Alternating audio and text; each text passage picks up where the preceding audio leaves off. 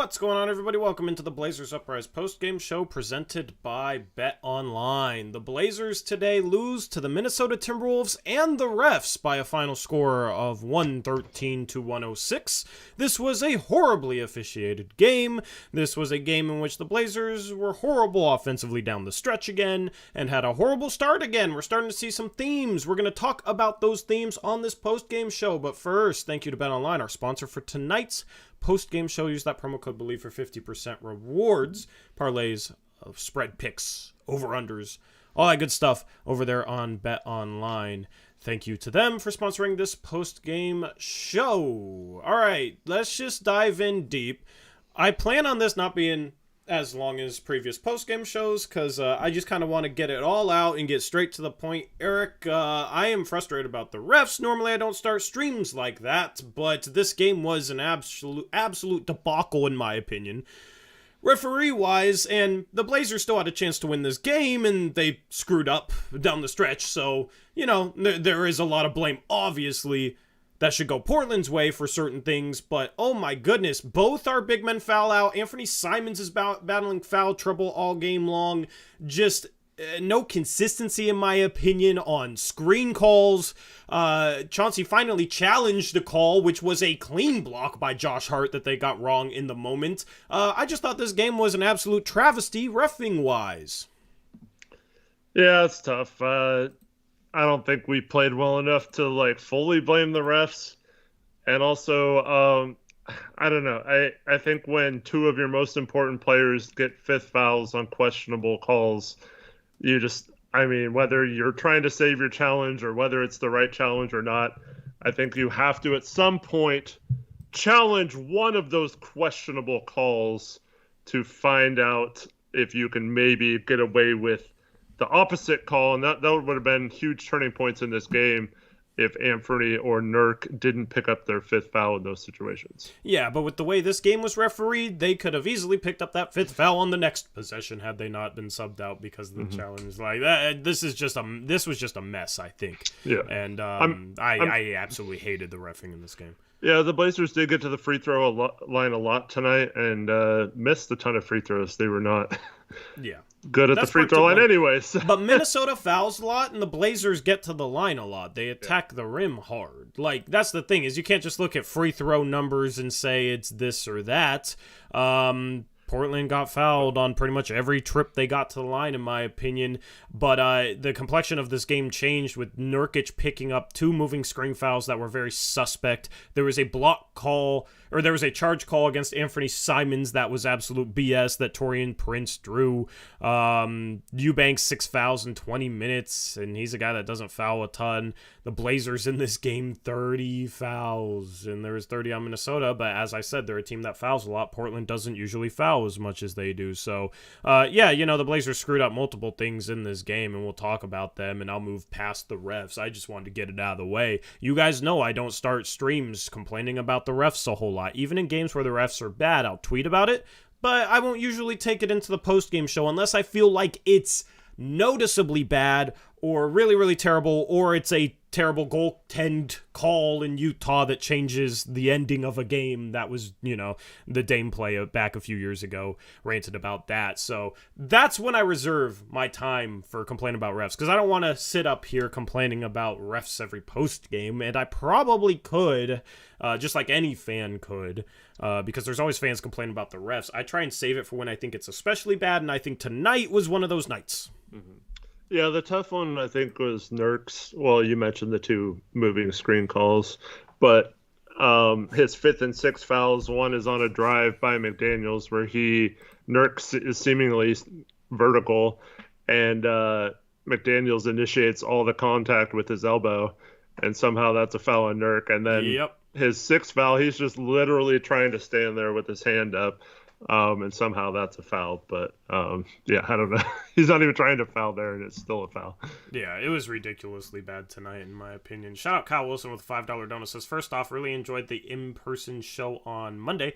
Second, I think it's time to blow it up. This team isn't winning a championship anytime soon. Thank you, Kyle, for the $5 dono. All right, here we go with the blow it up calls on January 4th. Man, I mean, there's like probably 15 teams, 20 teams in the league that you could say blow it up about. The NBA is crazy right now, and on any given night, any team can win. I mean, the Boston Celtics lost by 33 to OKC last night. This was a tough game for Portland, and seemingly everything went wrong, and Dame struggled and got off to another slow start. Grant was on fire, and he got hurt and missed some time there in the second half. Had he not gotten hurt, he might have been able to lead us to a win. Like, there were so many things that went wrong in this game for Portland. They were still there at the end against a Minnesota team that just beat Denver. They lost 6 in a row, including losing to Detroit at home, and then they beat Denver. So that's the NBA this year. Like, I'm not going to sit here and say, blow it up, blow it up, blow it up. This team isn't winning a championship, so blow it up. Man, the process is to try and give yourself a chance and see what that does. And it's a long season, and you got to figure out what the problems are. And right now, I think we are figuring out something that's a problem. I will touch upon that in a second. But does the blow it up talk after every single loss annoy you as much as it annoys me? Absolutely, because, I mean, we've talked about this multiple times on the show. They don't have a bench. They still aren't playing great on... Well, tonight they weren't great on either side of the ball, in my opinion. But, missing Gary Payton as well, we saw how much he can come in and change the complexion of games. So, I don't know. It's... when we don't have our full complement of guys and our bench still needs an upgrade before you can judge. I think the starters, you can take it by game basis. Like Josh Hart was really bad tonight, but overall, I think we're fine with our starters. I don't think the starting lineup necessarily needs to be blown up, and I think they need to help the bench unit out.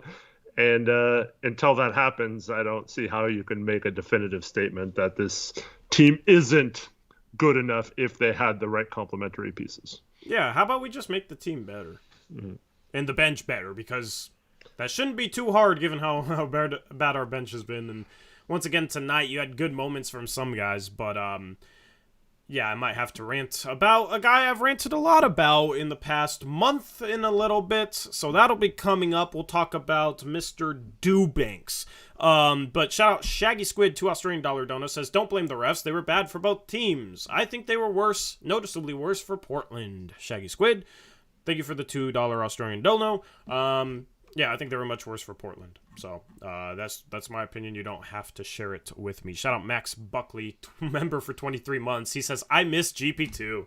Yeah, I missed it. GP2 would have been... This is the type of game you need GP2. An ugly game where they got a couple good guards, D'Angelo Russell, Anthony Edwards, and you need that spark off the bench, especially when Josh Hart's not playing too well. This is the type of game you need GP2, and unfortunately, yeah, he missed tonight with an ankle sprain. Hopefully, he'll be able to play on Friday.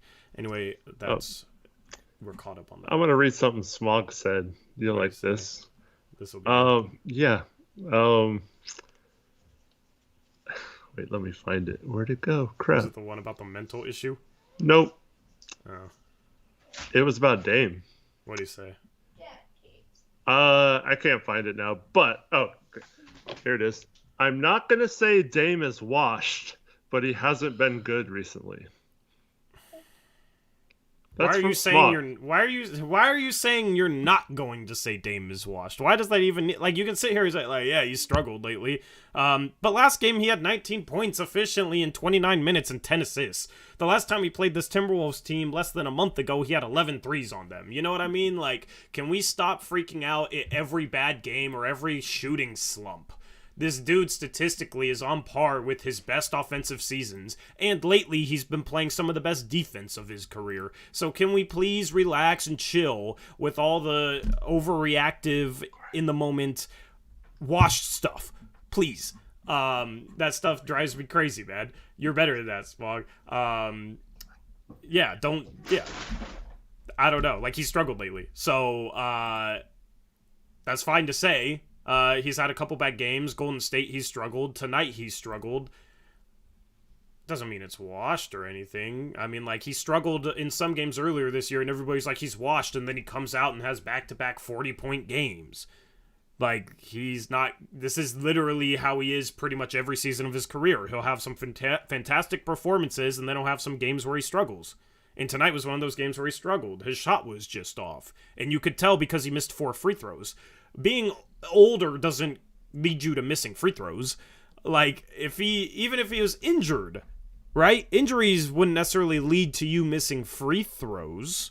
He missed 4 free throws in this game. He was just off. He just didn't have it tonight. And 7 for 18, 2 for 9 from 3. He was 5 for 9 attacking the rim, and he got to the line 15 times because he was putting pressure on Minnesota's defense. He just didn't make shots. 11 for 15 from the line. Like, that's not even that terrible. It's like 70%. We just expect better from Dame. We expect 90%. So he's 2 for 9 from 3. He struggled to make threes. I don't feel like he got necessarily great looks. It was a lot of like fading away off of hard movement in this game. I thought Minnesota did a really good job defending him behind the 3-point line, which shouldn't surprise you considering this dude dropped 11 threes on them the last time he faced them. So, Dame didn't have a good game by his standards tonight, but I wouldn't say it was awful. He was just off with his shot. And that led to him missing 4 free throws and missing 7 of his 9 threes. And that happens. Bad shooting game. Well, also, when Ant gets in foul trouble early and is in foul trouble the entire game, and then he gets his 5th foul, I believe, in the 3rd quarter, then you knew Dame was going to have to come back in and play pretty much the rest of the game. He had to, I didn't see the final number, but he had to have been pushing 40 minutes in this one, right? So that's Dame, 40 minutes played. Yeah. So, I mean, that's another part of it too, is like, you're being defended the way he was defended in this game, having to create our ball movement and player movement on offense. I thought was really bad in this game, especially when you compare it to the last game. And only 18 assists on 33 shots. And he had to really like make things happen. He had several good drives in the second half, but it takes a toll on you when you're driving, having to avoid not only McDaniels, who's like pressed up against you, but Gobert in the post and stuff. So on top of that, to play 40 minutes, I don't think that's ideal. So unfortunately, that was just the byproduct of this game. Like Tori said, if Jeremy Grant doesn't get hurt, maybe you can afford to play through him a little more, so it takes some of the burden off of Dame having to create every possession down the court. I don't think it's anything to be worried about. But Smog's trying to defend his comments by saying that he was saying that because of other people saying it. But you wouldn't just say, I'm not going to say he's washed, but that's not a comment where you're addressing other people saying that. Yeah. I mean, I'm surprised to see that comment because, I want this community, at least, I know it's not going to be the entire fan base, but I at least want this community to not overreact to a bad shooting night or two. But unfortunately, that's just the way it goes. I mean, Anthony Edwards, look at it, 32 points, and look at some of the buckets he made late. He was phenomenal this game, right? But he was 11 for 26. And had 3 assists and 3 turnovers. So, yeah, he made some big-time plays late, but he wasn't great in this game. Not at all. I mean, if we're knocking Dame for shooting 7 for 18, but we're hyping up Anthony Edwards for making 4 more shots on 8 more attempts and not getting to the free throw line as much and not playmaking as well, I mean, what are we talking about here? You know what I mean? But you would expect Dame to play better than him, and Dame's a little bit below that level that we expect from him as of the last 4 or 5 games, which is unfortunate, but it could be as simple as a shooting slump. I mean, he makes a couple more threes and he's 9 for 18, 4 for 9 from 3, and has 33 points, and we're saying he carried us this game. That's the difference of a couple made threes. So I'm not worried about Dame. I just think it's people expect him to take over our offense late, and I think people and Dame shares some of the fault. I thought in the Golden State game, Dame was really bad the last 5 minutes. Tonight, I don't think he was really bad. It's just, for whatever reason, Eric, our offense, the last 5, 6, 7 minutes of games, when they're close, is complete garbage. We were 1 for 9 with 4 turnovers the final 5 minutes or so against Golden State, choked that game. In this game, we finished 4 for 19. Why, I'm struggling to figure out why our offense gets so much worse late in close games because I think we've seen it enough times for it to be a trend. Like, there's something there, and I don't know what it is, but this offense is a complete mess down the stretch in close games. Yeah, I think you saw it tonight. I mean, Ant trying to go one-on-one and Austin Rivers can't get by him and has to take a bad shot. Multiple possessions. Dame trying to get by McDaniels, doesn't really get a step on him. Eubanks has to come in. They throw it to him in the short roll, and he's so indecisive and doesn't know what to do and isn't a threat really to do anything with the ball. And then we got no cutters in the crunch time. And so it just becomes a mess. And then you move the ball the few times you do, make some great passes, and it ends up in Josh Hart's hands wide open for three, and he's either bricking or hesitant to shoot or, does something dumb. And yeah, it's frustrating because no matter what they do, it seems to be like it always ends up in the wrong person's hand, or we have to take a tough shot that's contested. Yeah, I mean, Josh Hart has to be better, man. He's back into that mode where he's not confident in his shot and not looking to do much offensively. And it's like, he averaged 20 points per game last year in a Blazer uniform in 11 games. Like, I know that's small sample size and obviously nothing to buy into, but it's like that player for us last year is completely different than the guy we have right now. Like, right now, all his drives look exactly the same. He telegraphs them. It's like off foot, jumping into the defender's chest and trying to hook it from, the other side of his body. That's like every drive is that sort of shot. Last year, I remember him shooting some floaters that he would connect on, shooting threes off the dribble. And right now, it's like, dude, could you please just shoot with confidence off the catch? Mm-hmm. I got to go back and watch some highlights from his time in a Blazer uniform last year just to remind myself of what he did last year. I've been super high on Josh Hart because I still think he's capable of that. I mean, just last year, look at the way he was scoring. It's just a mental block for him right now. I don't know what's going on with him, but at this point, if this continues, you have to consider bringing him off the bench. Because lately he hasn't gotten the job done defensively. I think he's regressed defensively from where he was earlier in the season. And then this bench needs shot creation, playmaking, that sort of thing. That's the problem. If you sub in a guy that's more of a three-point shooter, I think you will miss some of the playmaking he provides. Being able to play Dame, Ant, and Jeremy Grant off the ball in a motion offense because you got Nurkic who can pass as a big and Hart that can pass, and he had a really nice pass to Jeremy Grant in the first half for a layup. Like, that's valuable, but you could still mix and match him. I don't know. You got to get this dude to be more of a threat because in this game he was an absolute non-threat. And down the stretch, it was like, I kind of just want to run spread pick and roll with Eubanks and Dame. But the two problems with that is Hart being a non-threat, defenders being able to sag off him and clog things up, and you don't have to sag off Grant or Simons. And then the other thing is Eubanks on the short roll is absolutely terrible, so they can shade the big man towards Dame a little bit more. Like, Gobert can drop, but he can also he can also shade more towards Dame, because if Dame's hitting Eubanks on that pocket pass, instead of it being somebody like Nurk, who's either going to go to the rim, get fouled, maybe finish, or make a play, Eubanks freezes with the ball, doesn't go strong, doesn't finish it, and he can't pass out of that situation. And everybody wants to talk about his field goal percentage. Well, he only shoots shots that are extremely easy shots. He doesn't catch the ball on a short roll and attack the rim off the dribble and finish through contact or anything like that. Like, that's not his game. He finishes wide open stuff off pick and rolls, maybe a putback here and there, and then a little baby hook out of the post. He hit one of those today.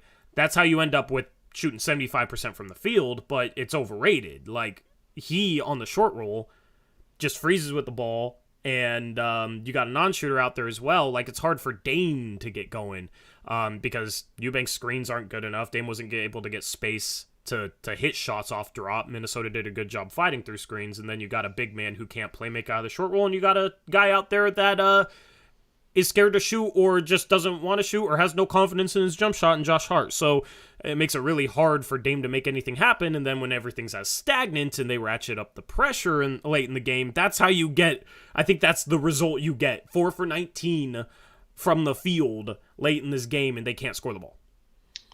Yeah, for me, it's two things with Hart that they could do to improve this if he's going to be in lineup. Like, unfortunately, we have some players injured, so we don't really have a lot of options. Like the 3 players you probably consider to replace him, primarily GP2, I'm guessing, right? Yeah. Unfortunately, he's not able to go tonight. I mean, but like hypothetically, if we traded for Kenrich Williams, you would consider starting him, I think. Right. So my thing is, okay, how often is he cutting right now if he's scared to shoot? Not at all, right? Not enough. He doesn't cut at all. And so if he's going to stand at the 3-point line, not going to shoot, he either needs to be the ball handler, and we need to be running plays for Dame and Ant off ball with the other players, and he just can facilitate then the offense, and he could have an easier time doing that because he can bring the ball up against the least amount of pressure. Or have him be the screener and work out of the short roll, because I think he'd be much more comfortable getting the ball in that situation and making something happen, either passing to a corner or taking it to the basket in that situation. And they're putting their worst defender on Hart anyway because they're just leaving him wide open. So you might as well get him involved, and you can maybe get a switch. It's not necessarily onto a big man, but like Dame can go at the worst perimeter defender too, just as easily as he can a big man. So I feel like they need to do a better job of involving him with the screens or facilitating the offense instead of just having him be the spot up shooter in those situations. Yeah, I mean, this is something to figure out with this team, personnel-wise, coaching-wise. Even Dame, has to figure out ways to get better shots. Like, they're going to collectively have to figure out this late-game offense. And Hart in that role would be nice as the short roll guy, because you're not going to help too much off of Ant and Grant. The problem is if you got a good defender on Josh Hart and a good defender on Dame, you can just switch it, and then you're basically stuck playing iso ball. Or, I don't know, like, you just have more mobility in that screen. So that's the thing is, like, it would be nice to get Gobert having to defend out in space. Dame has been able to have a field day in the past with Gobert defending out in space. But tonight, it just wasn't the case. And I think there's a lot of little things that kind of contributed to that, but Chauncey has to figure out a better strategy late in games. Like, you want this team moving the ball, cutting, because they're able to get high-quality shots with that, but their passing was just off all night. Had some of the worst passes, just unforced turnovers, out-of-character turnovers. This team turns over the ball a lot, but some of their passes were just abnormally bad, like really, really bad. I think they had 12 or 13 turnovers in the first half. Drew Eubanks, one of them just throws it at somebody's feet. They had 12, yeah. Yeah, and one of them was an entry pass, I think, from Ant to Grant, where he just lofted it in the worst spot possible.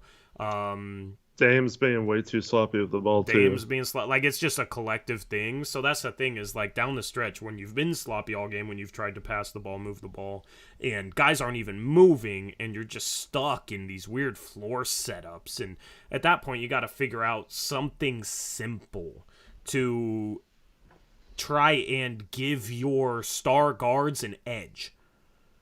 But it's like we couldn't get anything. We couldn't get a high-quality shot for either of our guards or our bit. Like, we couldn't do anything down the stretch. So at some point, when they're not moving and they're not cutting late in games, you have to resort to something simpler that'll maybe just be a spread pick and roll with shooters out there. But that's the problem when you don't have a shooter off the bench. You can't sub them in for Josh Hart and get extra floor spacing to make that spread pick and roll work. Mm-hmm. Well, the problem is... We got that one wide open shot for Dame off it was like a decoy screen from Grant on Ant, and he passed the Dame in the corner and he got a wide open three, would have given us the lead late in this game or with a few minutes left. And unfortunately, Dame missed that shot. But yeah, like that was like the one good play we ran, got a good shot out of it, and then we went ISO heavy the rest of the game again. Yeah. Yeah, absolutely. So it either has to be I thought they were, here's the thing. When we ran stuff at times, it didn't work because I thought Minnesota was extremely physical tonight. And that goes back to why I think the refs were so bad. Yes, like the free throw number's pretty even, the foul's pretty even, but I thought Minnesota was much more physical tonight. And it was our dudes fouling out. It was Nurk fouling out. It was Eubanks fouling out. It was Anfernee Simons. He didn't foul out, but he wasn't able to play as much as he otherwise would have played. He only played 29 minutes because he was in foul trouble all game. And that was with them being the much more physical team, and that's what they've been the entire season. They've been a team that fouls a ton. I talked about it in my game preview. And there was no consistency there, in my opinion. So, yeah, but they got to figure out because they've struggled to execute down the stretch in games, and it's becoming a theme. I think they got too comfortable with like, oh, we're fine because we always do well at the end of games, and now they're just resorting to they're not doing the things that they were doing to make it favorable for them at the end of games, and that was primarily push the pace so you're not stuck in the half court offense and like run some action off ball for players to get them going instead of just straight having your guards try to make plays. Shout out Daniel. Go ahead. Well, before you read that, I just want to say something. So I've seen several people in chat say, is there anyone you'd like us to sign? Matthew Smith asks, is there a current free agent that you'd like Portland to sign this season if possible? And I see people throwing out all these names of players we should sign. The Blazers are right up against the tax line. There is not a single free agent out there that they are willing to sign to go into the tax. So any name you bring up is a moot point because they're not going to sign anyone and go in the tax. Now, if it's a trade and it's a player that's good enough to go in the tax, maybe. But in terms of the free agents that are available, they would have signed one of them long ago if there was someone out there that they were willing to go in the tax for. Yeah. Shout out Daniel G, $5 dono, says, I missed most of the game because of work and can't watch all of the post-game. Quick, why we lost recap. Okay, so 4 for 19 to finish the game offensively, faltered down the stretch once again. Jeremy Grant was on fire in the first half, but ended up injured and didn't play as much as he otherwise would have in the second half. Only played 31 minutes. He would have played 40 if he was healthy. He was 8 for 14, 26 points, 4 for 6 from 3, 6 for 6 from the free throw line. The refs, I thought, were terrible. You wouldn't know it looking at the foul numbers and the free throw numbers, but as I said earlier, Minnesota was a much more physical team in this game and didn't get punished for it at all. Like, there are no extra foul calls against them whatsoever. Nurkic fouled out, only played 25 minutes. Eubanks fouled out, played 20. Anfernee Simons was in foul trouble all game, finished with 5 fouls, only 29 minutes played for him because of that. And they got off to another slow start, so that's another common theme that they have to fix. Turnovers. Did you mention turnovers? Turnovers was a problem. They only finished with 16, but they had like 12 in the first half, so they did clean it up in the second half. But yeah, some stretches of really sloppy play, and and basically that resulted in the loss. Oh, and our bench unit got absolutely outplayed by their bench. This is what I want to talk about next. So thank you, Daniel G, for the $5 dono. This is a segue into what I want to talk about next, Eric. Do you realize how well their bench shot? They were 16 for 21 from the field. Well, I do know that frickin' Luka Garza comes in and scores 11 points in like 4 minutes on frickin' Drew Eubanks. Luka Garza, 13 minutes played, 14 points, 5 for 5 from the field, was a plus 15. All of those minutes, or maybe there's a couple that weren't, but the majority of those minutes against the fan favorite, Mr. Hustle, Mr. Energy, Drew Eubanks, who got absolutely eviscerated by a Summer League bench player who was on our Summer League team couldn't even make our roster, as a bench player, bruh. Disgusting. I I'm trying so hard not to just rant about Drew Eubanks, man, because I know people think I pick on him and I'm hard on him, and I'm like trying to go into games like, okay, please show me something good so I don't have to complain about you in the postgame show, because I don't want to keep complaining about you as a backup big man making a minimum contract. But oh my goodness, this dude is just awful, Eric. Eubanks is like, I'm realizing it more and more because I'm watching him looking for good things, and when I'm watching him, I'm realizing like his awareness on both sides of the ball is terrible. Like, I don't know how to explain it to people, man, because it's like a lot of little things that you would expect somebody with like high court awareness to do that he just doesn't do. He got eviscerated by Luka freaking Garza. He literally wants to switch everything. He didn't defend well when he got switched out onto guards today. When they're not switching, he doesn't recover fast enough because he doesn't want to guard his guy. He wants to guard guards. He thinks he's a guard defender. And that's why Luka Garza was able to pop for three and have 25 feet of space on the three he hit. Eubanks is just not... He's just not a high IQ player, and he's the hustle is great and everything, but when you're not a high IQ player, it doesn't really matter to me. So he was extremely frustrating. Minus 14 for Eubanks in 20 minutes. Luka Garza plus 15 in 13 minutes. Obviously, there's more that goes into plus minus, but dude, he got absolutely outplayed by Garza. Yep. I'm tired. We need to upgrade the backup center spot. Eubanks needs to be a third string center. But this is what I was worried about in games where Nurkic gets into foul trouble. How do we handle it? Well, did I miss something on why Trent didn't play in this game? Was he hurt, or did Chauncey just bench him? I think Chauncey benched him. I think it's just because they don't really have a small ball backup center like Luka Garza. Is a tough matchup for Watford too. Yeah, I mean, they didn't have Naz Reid tonight either. Yeah, I mean, I don't know. Like, I don't even have any specific examples off the top of my head, or I have a couple that would be hard to explain. If anybody doubts what I'm seeing, I would be happy to make another Eubanks thread like I did against OKC. But when I did that, people had a problem with that too. I will have an example here in a moment. Okay, a good brains breakdown. Still trying to get it in the system here. Yeah, no rush. We'll view that later. But yeah, Eubanks is just bad. I mean, how does their bench, if Eubanks is such a good rim protector defender, how does their bench go 16 for 21 from the field? Jalen Noel 4 for 7, Austin Rivers 2 for 3, Luka Garza 5 for 5, Taurean Prince 5 for 6. Obviously, some of those buckets came against more starter heavy lineups, but their top two plus minus guys. Austin Rivers off the bench 27 minutes plus 17. Luka Garza off the bench 13 minutes plus 15. That's just a common theme, and it's like our starters will be even. This is literally like, and this is what I say about plus minus. In one game, it's hard to look at it and take anything away from it.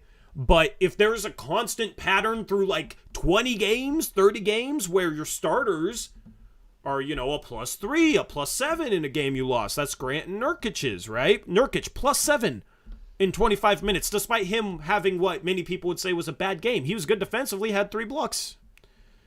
For a guy who doesn't block shots, but was in position pretty much every single time. And rebounded. Rebounded at least better than Eubanks did off the bench. But Nurkic plus 7. There's a constant theme with plus minus over the last 20 games. You can take away something from that. And that is that our starters are matching other teams' starters. And this is how you really know it's the bench. What starter plays the most with the bench lineup? It's Anfernee Simons. Our starters are like plus 3, plus 7, even 0 for Dame in 40 minutes. Minus 5 for Josh Hart. Anfernee Simons is a minus 15 because he has to play with the bench unit. And then Eubanks minus 10, or Eubanks minus 14, Jabari Walker minus 10. And then you look at the other team's bench lineup and they're all positive. There's guys that are plus 13, plus 15, whatever. That's a constant theme with this team, is that our bench unit gets outscored. Well, according to Trey Rico, Ant is a walking brick, so that's why. Yeah, that's why we one of the best shooters in most of the Ant was 6 for 12 today. 50%. For 5 for 3, that's not good. But you hit but he's one 6 more for and 12. you're 2 for 5. He's 6 for 12. Last game he was solid. Yeah, if you're blaming Ant for the bench lineup, you're absolutely clueless. I'm sorry, but you're absolutely clueless.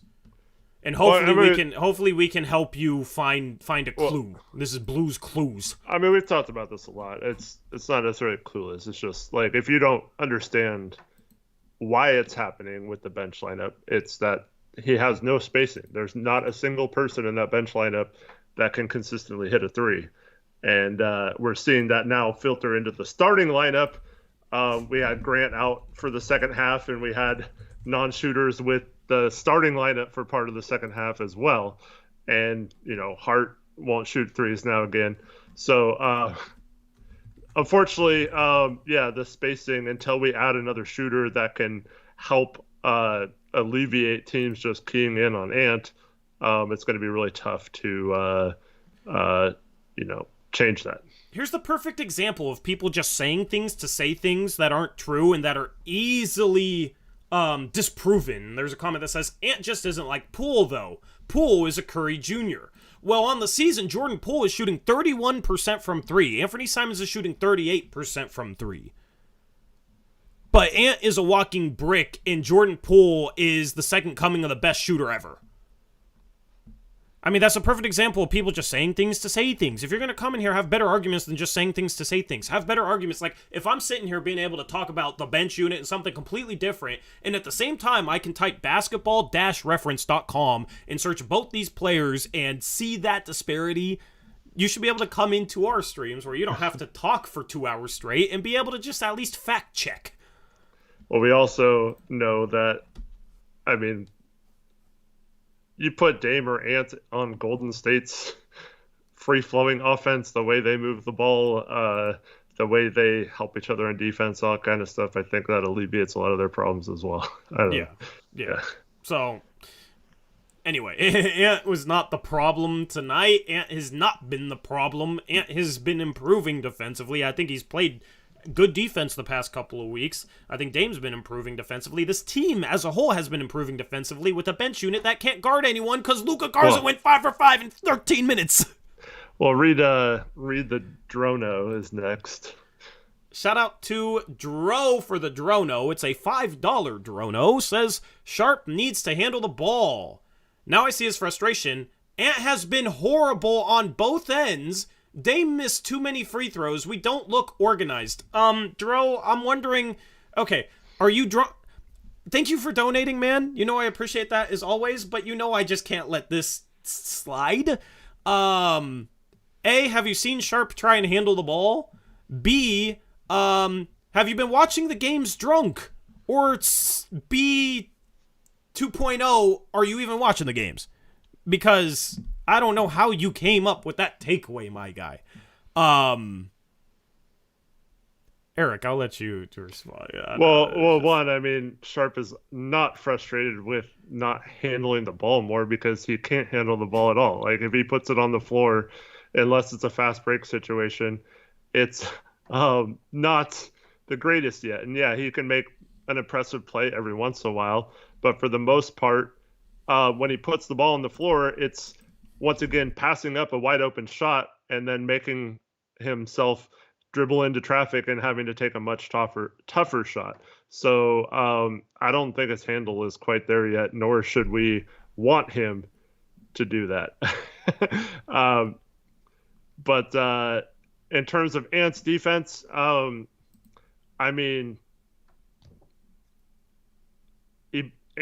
Edwards blew by every single player that guarded him tonight and put our bigs, fouled out both of our bigs because of that.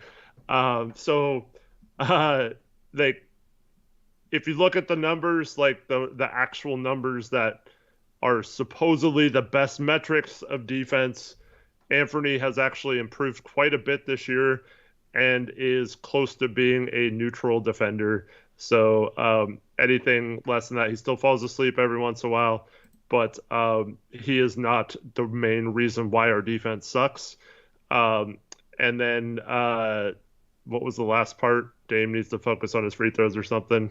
Dame You said Dame missed too many free throws. We don't look organized. I mean, Dame did miss too many free throws, but saying Ant has been horrible on both ends is just wild. He was 50% from the field today, 16 points in 29 minutes because he had foul trouble. Like, if he plays his normal allotment of minutes, he's probably getting a scoring average of 22 points per game, shooting 50%.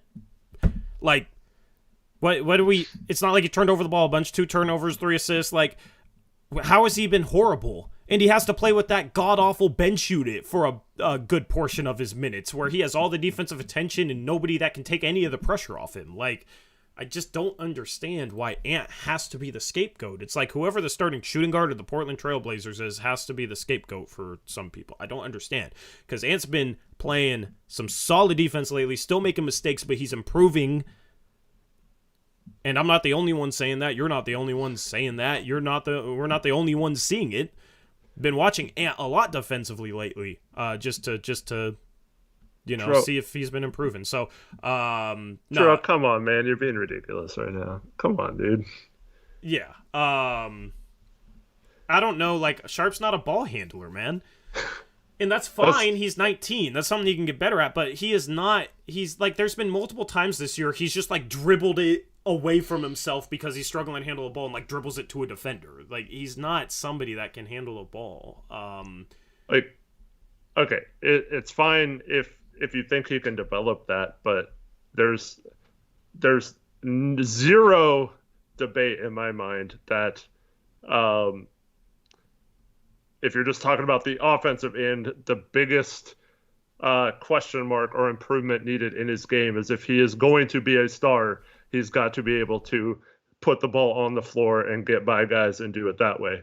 I mean, he can create space with his step backs, but that's not handling the ball or like giving him opportunities to dribble more. Those are two completely different things.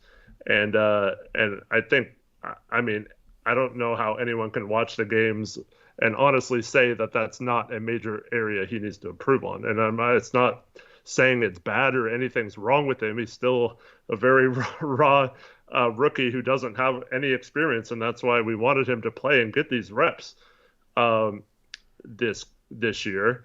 But it definitely is something he needs to get better at if he wants to be a good player in this league. Yeah. Yeah. I don't know. Like, if you have any footage of him handling pressure really well, bringing the ball up the court, where like he's getting legitimate pressure, or him splitting a trap on a pick and roll, or him crossing a dude up from this season, please show me the footage, because I can't remember a single time where any of that's happened once. I mean, like in the open court, he's fine, but like most players. But it's all like straight line drive where he's just pushing the ball straight, like, and then he's loading up with his athleticism. I mean, how many times does he pick up the ball, dribble early, and try and like float to his spot instead of taking another dribble and going up strong? Like, Sharpe's fine. You know, I don't want to say her criticizing Sharpe. Like, Sharpe had a horrible start to this game and then responded really well. Like, had some good defensive possessions. He's showing enough flashes that's like, if you could just make it consistent, he could be a solid defender. It's just some of it's effort-based, some of it's just awareness, learning the game, getting stronger, technique. Like, there's a lot of things for him to learn defensively, but you see the flashes. Yeah, like one good possession on defense, and it was pretty terrible. Other than that, I thought. No, I thought there was a couple. I mean, he did have. I'm not even talking about the steal that he had at the end of the first quarter that resulted in that pull-up three, which was a huge play to kind of get the Blazers back. But that wasn't his steal. I don't think someone else stole it and passed to him. No, I think it was his steal.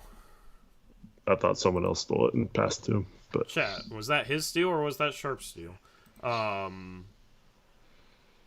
I mean, Sharpe did have a steal in that game. I thought that was Sharpe just catch. Yeah, I mean, it was just a bad pass. Yeah, I don't know. It was his. Yeah, okay, I was wrong. But there's a couple other plays I thought he was solid defensively. Like, you see the flashes. It's nowhere near consistent, and he's a bad defender still. On the whole, he's still a bad defender. But you're just looking for flashes from him. You know what I mean? It's a different sort of thing with a 19-year-old. I don't know. I completely disagree. I think he comes in and our defense just falls apart because he's been bad defensively. Completely unaware. Flashes. Yeah, I don't know. You don't think he's showing any flashes? Like I said, there was one play I thought he did a good job of keeping in front, The other plays, he reaches too much, even if he does have good position or is out of position the entire possession.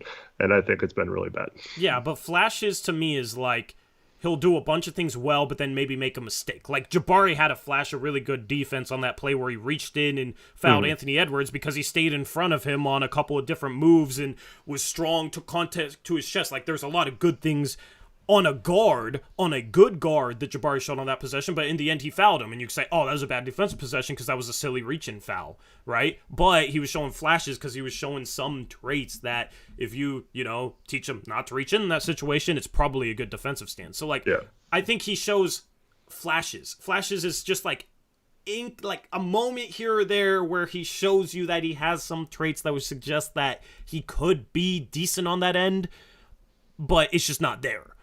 So, like, on the whole, he's a bad defender. Absolutely. I've come in here and criticized him, but I still think he's shown some flashes. And there was a couple of times tonight where it was like, man, if he could just finish this defensive play or, not make this mistake. Or even times where he cut off a ball handler and they passed it away. Like, he can slide his feet. It's just like a lot of technique and finishing plays and effort stuff that he has to get better on. There's a lot of little things that he sucks at defensively right now, which makes him a bad defender. But I thought he showed some flashes tonight. But like Sharpe's 19, so everything's the long game with him. As far as handling the ball, that's one of his biggest weaknesses. And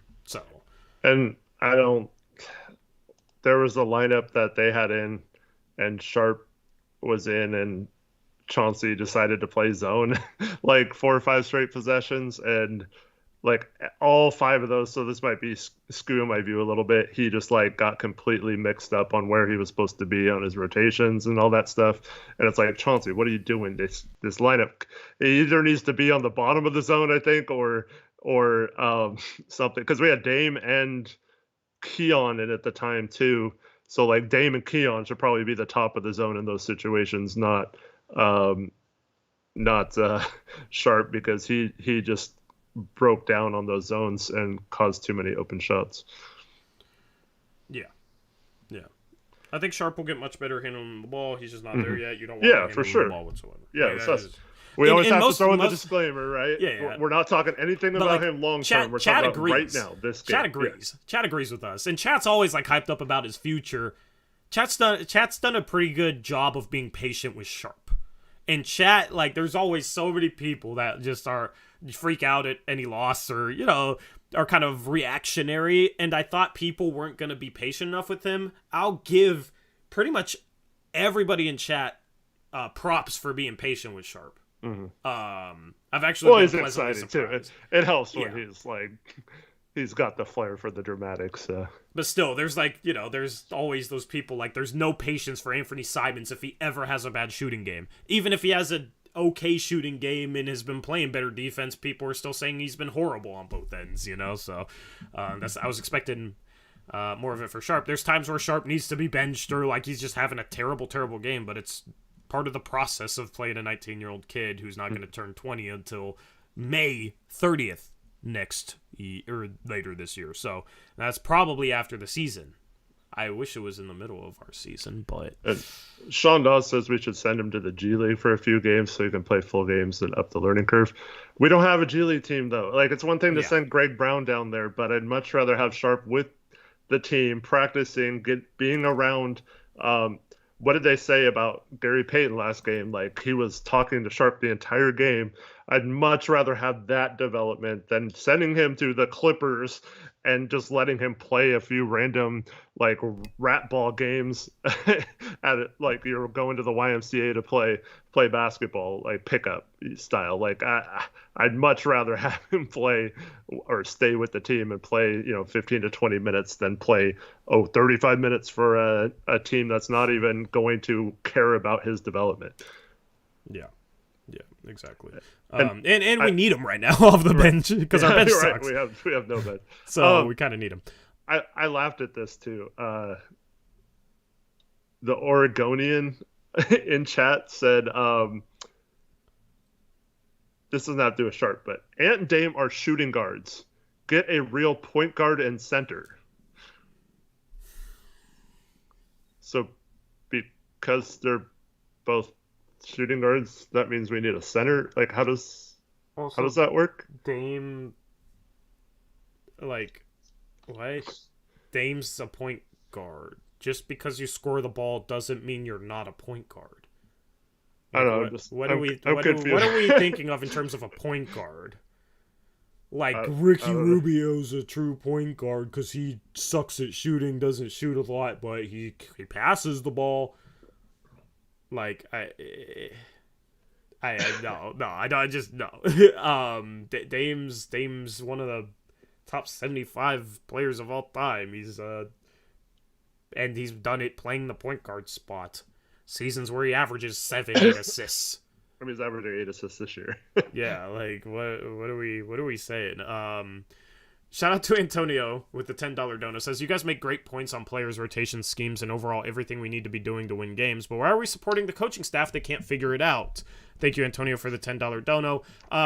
Well, I just think the coaching staff has not been necessarily good. I don't think they've been terrible either. I think it's just been kind of because there's been some mistakes. There's some things that they're trying to do that I like, but also it's like, look at this is one of the worst benches in the league. Look at who they had to play off the bench tonight. They had to play a 19-year-old rookie who didn't play in college, who's not going to turn 20 until probably after the season. They had to play a guy who was the second to last pick in the draft and is a 20-year-old rookie. They had to play a backup center who might have been on his way out of the league if Portland hadn't picked him up last year. The fact that Eubanks is our backup center is a criticism against Cronin, in my opinion. And then they had to play Keon Johnson, who he's 20 still, and was very raw coming out of college and looked at as kind of a long-term project piece. And he's only 20. He's not even 21 yet. That was their bench today. But I mean, they got killed by Luka Garza. Isn't that much older than that and worse than most of the players. I mean, but shoot, I don't know if Eubanks is better than Luka Garza, man.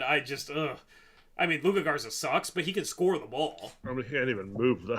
He can't defend. But the problem is we just weren't able to exploit that because our bench is such a mess offensively. So that's the problem. So then he comes in and makes some shots, and it's like, oh, look how good he looks.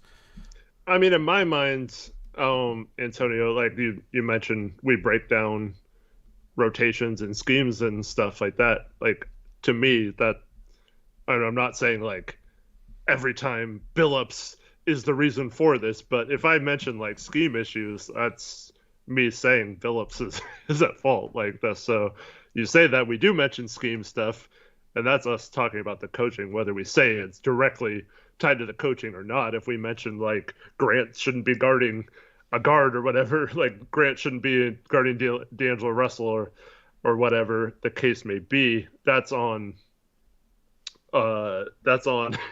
Chauncey. Like that's a scheme thing, that's a rotation thing. I don't know. Like, so there are criticisms for both with almost everything we say. It's not like we're purposely leaving out the coaching staff.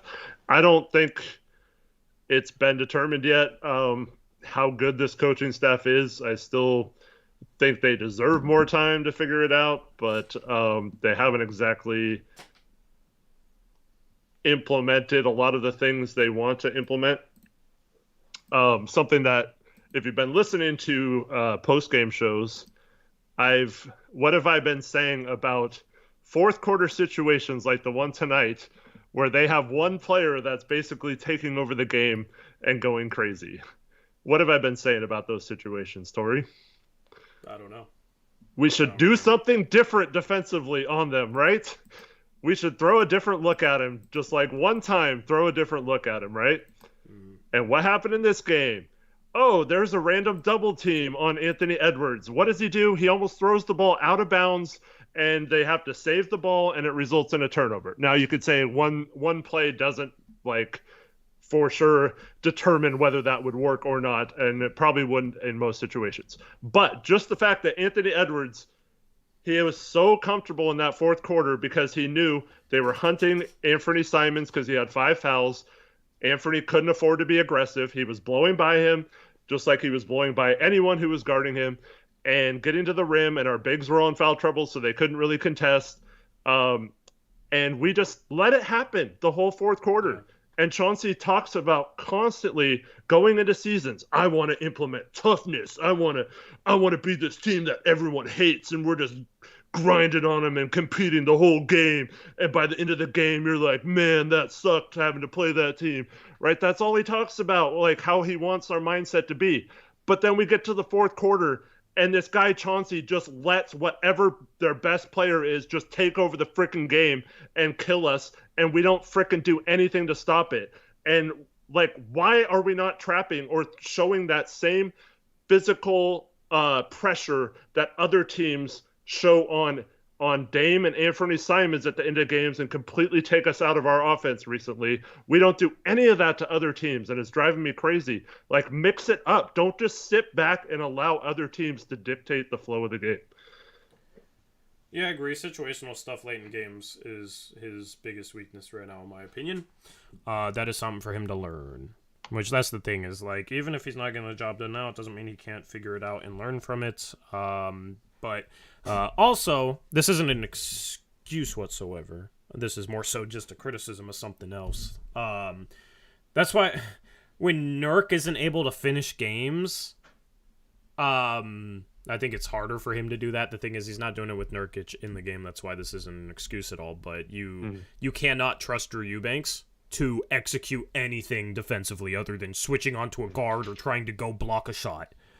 Like, schematically, I don't think Drew Eubanks knows how to like trap and recover in time. I don't know if he knows how to hedge and recover in time. Well, there was a play in this game sometime in the second half. It might have been the third quarter still, but like, Eubanks kind of showed, but it was like more in the paint, not up top.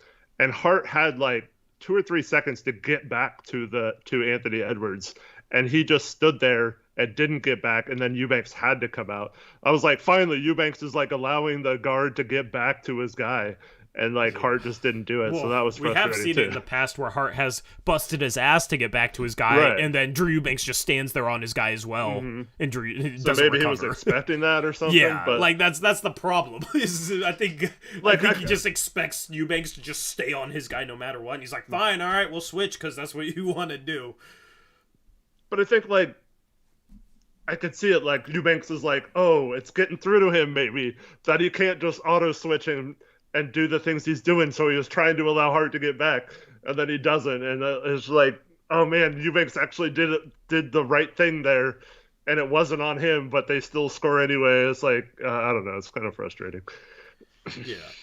Yeah, I mean, everything... I feel like every conversation... part of the problem is the bench unit, man. Like, you can point to a number of different problems with this team, and at least a little bit of the blame can go to who can Chauncey trust off this bench to do anything.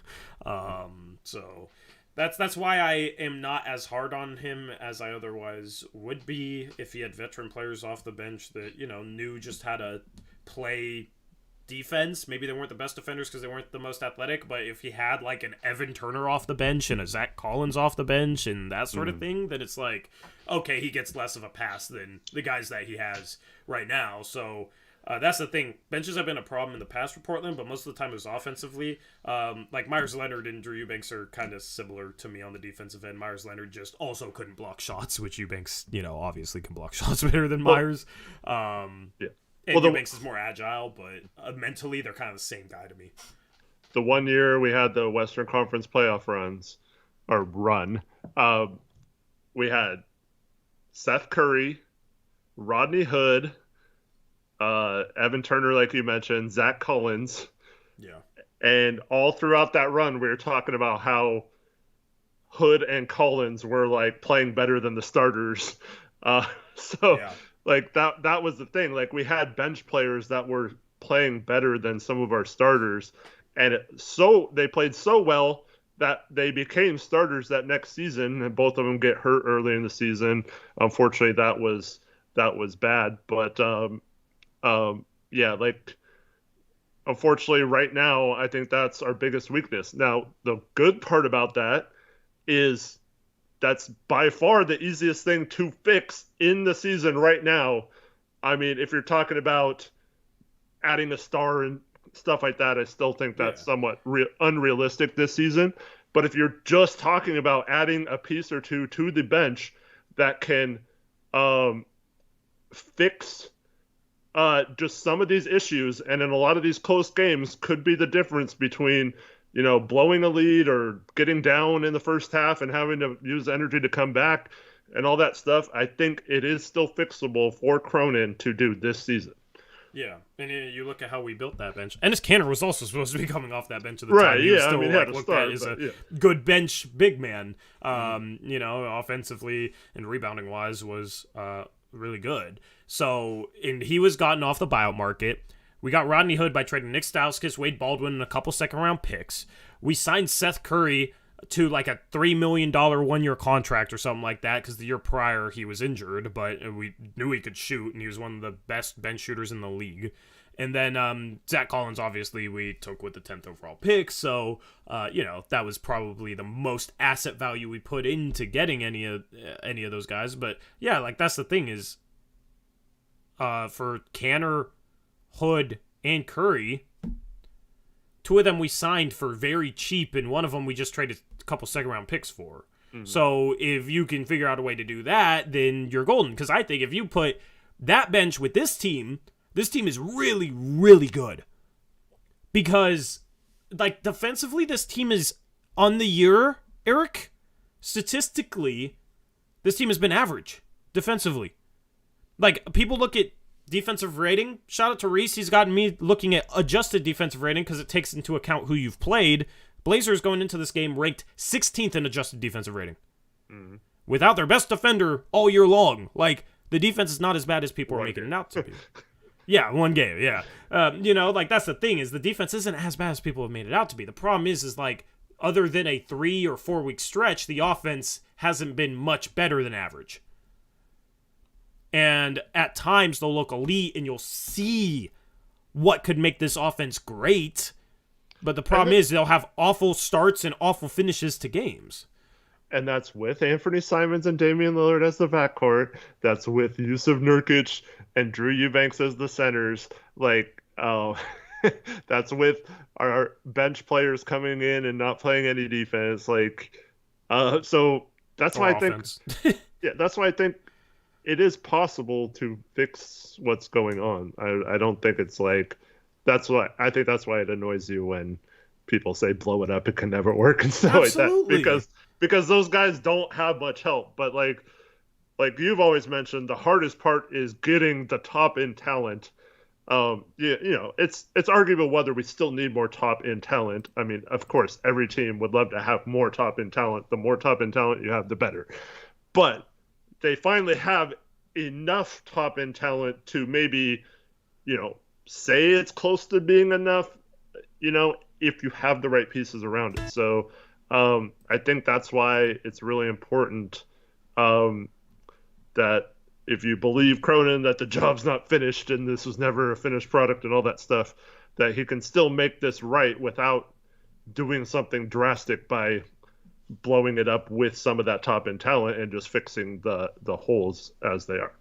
Yeah, absolutely. I mean, in the end, after this game, you got a couple of games going on right now. Golden State's in a tight battle at home against Detroit right now. Detroit's up 94-90 with 10 minutes left in the fourth quarter. You got the Kings at the end of the third. They're down 3 to the Hawks at home, 91-88.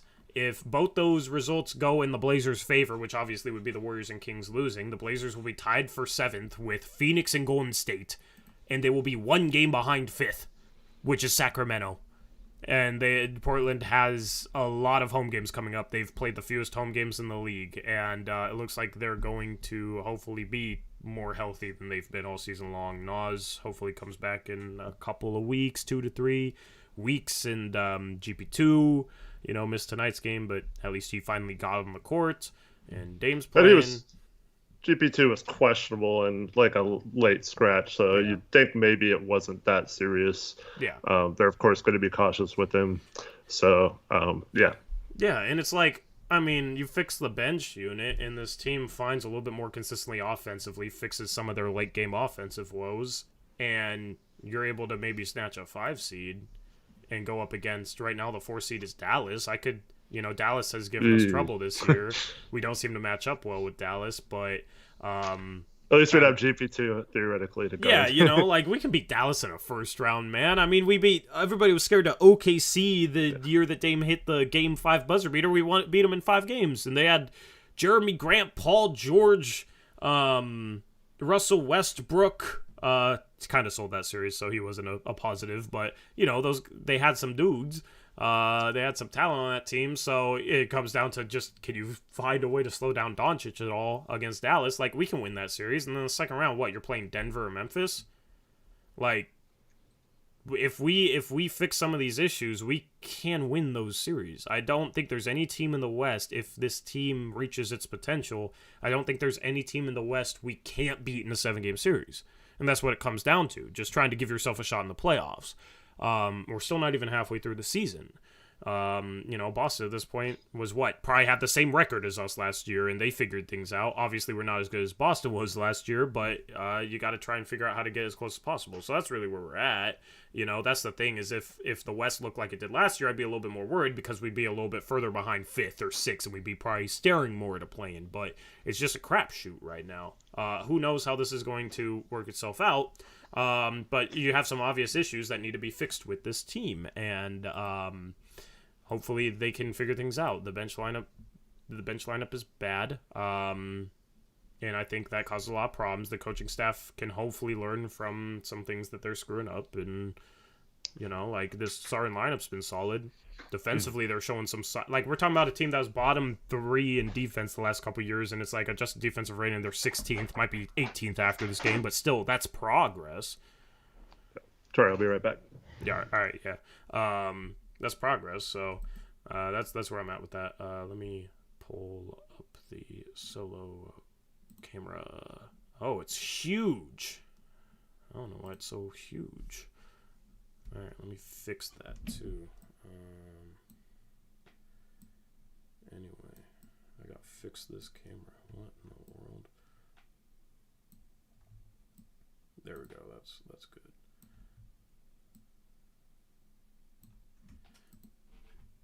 Anyway, screw it. Let's go around the NBA before Eric's back. I don't know if Eric wants to do it, but I already started talking about some scores, so I'll just do it on my own. Shout out Brian Tadovich, $5 dono, says, is every fan base this negative? LOL, Ant sucks. Yeah, okay, get out of here. Thank you, Brian, for the $5 dono. Yeah, I mean, every fan base the Blazers are a pretty normal fan base, man. Maybe a little bit over the top in terms of some things, but otherwise, yeah, I mean, you go into other streams after a bad loss and you'll see some similar stuff. Anyway.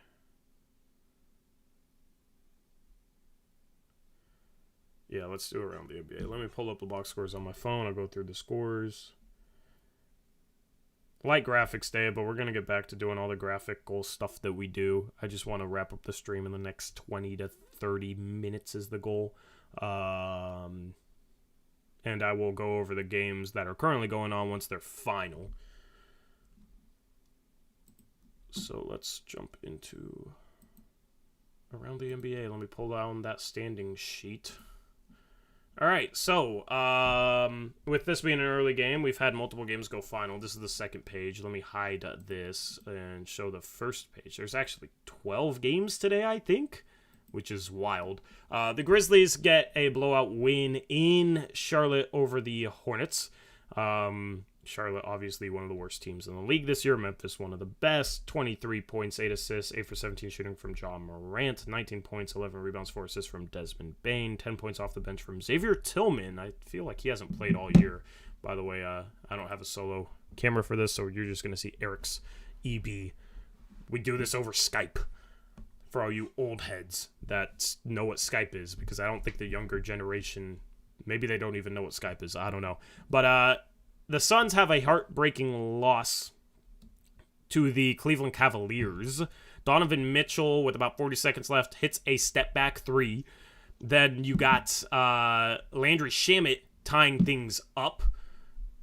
And then Evan Mobley hit a game-winning mid-range jumper off a pass from Donovan Mitchell with 4 seconds left as the Cavaliers take care of business. The Suns have been struggling as they fall to 20-19, tied with the Blazers as of now. Tough loss for them.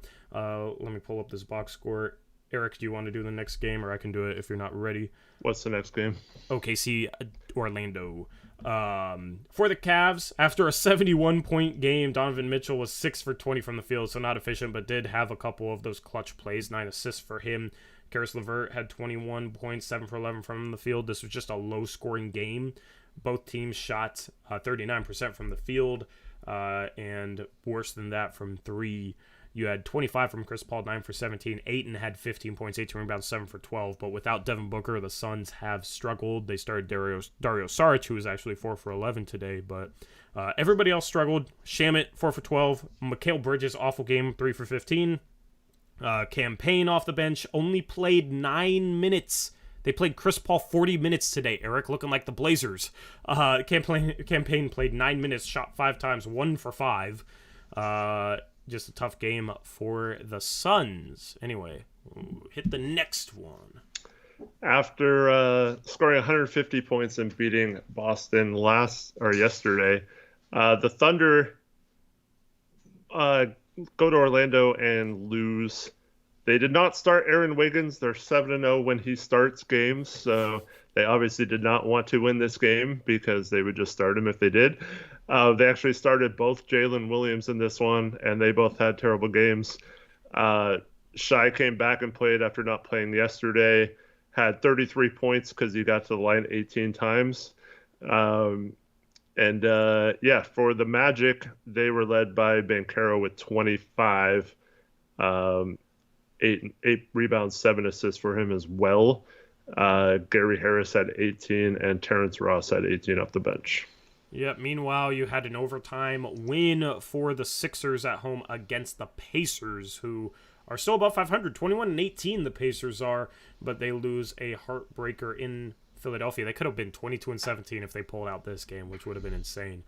For the Sixers, 26 points, 8 assists from James Harden. Tyrese Maxey's still out. Joel Embiid missed this game as well, so a good home win against a solid team without those two guys for the Sixers. Montrezl Harrell off the bench, 19 points, 8 for 9 shooting.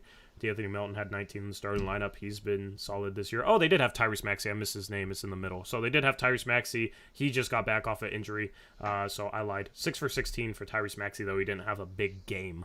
But the Sixers take care of business. For the Pacers in the loss, 24 from Buddy Hield, 9 for 22. 19 off the bench from Benedict Mathurin, 5 for 15. But a team effort from the Pacers, 7 guys in double figures. That seems to be a common theme for them. Yeah, and while we're on this topic, there's a donation about the Pacers. $5 donation from Banana Bucket. As long as we are delving into general NBA, Pacers fan here, is Halliburton plus Mathurin a viable foundation for a championship contending core? I think it is. I just think you need another guy that's a star-level player. I'm not sure if Halliburton or Mathurin will ever be top 15 players. Halliburton's already kind of close, but, top 15 players usually are guys that are 30-point-per-game scorers or, like, elite defenders, or obviously both. So I don't know if Halliburton will be able to achieve either of those things. But he's a phenomenal player, one of the best, maybe the best playmaker in the league. I respect his game. And then Mathurin, obviously, being a rookie, having a solid year. I don't know exactly what his ceiling is, but obviously he looks like he has star potential. I think that the Pacers need to get another high caliber star. And that can be a big three that can lead you to a championship. But as the league gets more wide open and there seems to be more parity, it's just about being able to play both sides of the floor, have enough offensive firepower, and playing defense, and you give yourself a chance. I mean, just look at the way that the Memphis Grizzlies are built. I think that is the template for the Pacers going forward. Yeah, other than Anfernee and Dame, that's by far my favorite backcourt in the NBA. That's my favorite team in the NBA other than the Blazers, yeah. Dude, Hallie and Mathurin, that's such a cool backcourt. I do believe that they can be a championship backcourt. like every team, I think it's just going to come down to whether they get the right wings to complement them, the 3-and-D wings. Um, like if you add someone like a Mikal Bridges to that or something at the 3, and then have a good 4-5, whether that's Miles Turner or someone else, I definitely think that's a team that can do that. So what I would do this year is basically get rid of all the guards that you don't want. So you have a 3-guard lineup with Halliburton, Mathurin, and Nembhard. I think they all complement each other really well. Yep. You have at least 2 of those guys that can handle the ball. And like you said, Mathurin can play off ball and be the shooting guard in most of those lineups. And if he's out of the game, I think Nembhard or Halliburton can move over to that spot as well. So I think that's really good. So get rid of Duarte, get rid of Hield, get rid of, if you can get something for McConnell. I think they have another guard that I can't remember right now, but they have a lot of pieces. So get what you can for all those guys this year while other teams are being it's going to seem like you're a seller, but take advantage of teams that are buying in a market where there's not going to be a lot of sellers, and add those. Just keep adding picks and assets, and eventually either you can trade for that piece that's missing, or maybe you pick up a young player in one of those deals that develops into that starting small forward or power forward, or maybe you just keep attempting in the draft to add that piece. So it might take some luck, but I think it's definitely setting up to be a really good core. Yep. Anyway, thank you for the dono. And then shout out Dro with the $2 dono says, haven't we won/lost the most games within 6 points? I wouldn't be surprised if that was the case. Blazers, a lot of their losses have been close losses, and that's why, being 19-18, tough schedule, Dame missing some time, GP2 missing almost the entire season, and then we've still been in pretty much every single game we've played outside of a couple. That's where it's you just fix a couple of issues, and those close losses are turning into close wins, and those close wins are turning into more comfortable wins. That's why I'm still optimistic on this team, and just kind of taking these losses with kind of a clear mind, so to say, and try not to get too upset about them and too stuck in the moment, because long term I think this team's in a solid position. It's just got to fix some things, but we've been competitive. Got to figure out the late game offense. That's why we've lost a lot of those close games lately. And I mean, people, they think it's silly if you say one person can make a difference, but if you are in a ton of close games and you have a player that can get steals and just be a disruptor on defense, that can absolutely make a difference in close games, or turn, a few point win into, a 10-point win or a comfortable win. So I definitely think getting Gary Payton is important. Yep, absolutely. You got the next game. Talking about that, did you get Brian Tadovich as well as gone? Did I miss Brian Tadovich? He had a donation earlier in this stream. I did. Okay, good. Just wanted to make sure he got taken care of. All right, so the Spurs got down early against the Knicks, came back to make it a close game in the second half, but the Knicks get the job done at home. Keldon Johnson in the loss had 26. Richardson off the bench had 20. And then for the Knicks, they were led by Jalen Brunson, 17 of 27 from the field with only 7 3-point attempts, scores 38 points. And then Julius Randle had 25 and 13. Yep. And then the next game, oh boy, I got the good one, Eric. So the Bucks beat the Raptors in overtime, right? This was a close game, right? Because it was an overtime game, right? The Raptors were down 16 points with a minute and 15 seconds left. Grayson Allen had a flagrant foul on an and 1-3 in the closing seconds. The free throw was made, and then the Raptors got another bucket, and then Gary Trent Jr. had a game-tying 3 with about a second left. This comeback was crazy. I haven't actually seen any of the plays. I'm going to watch this after this game because it was wild. It was 97... Or no, it ended with 97. It was 90-69 with 3:12 3:29 remaining. No, 3:10 remaining. Yeah. 90-69, and they Van went into Vliet got overtime. a rebound with 3:10 left, down 21 with 3:10 left, and they came back and tied the game. Lost in overtime, but they had 72 points with like 3 minutes left in the game, and still couldn't. They had 28 points in the final 3:10 of regulation. 28 points against the Bucks of all teams. Absolutely insane comeback from Toronto. Maybe the most miraculous regulation comeback I've ever seen.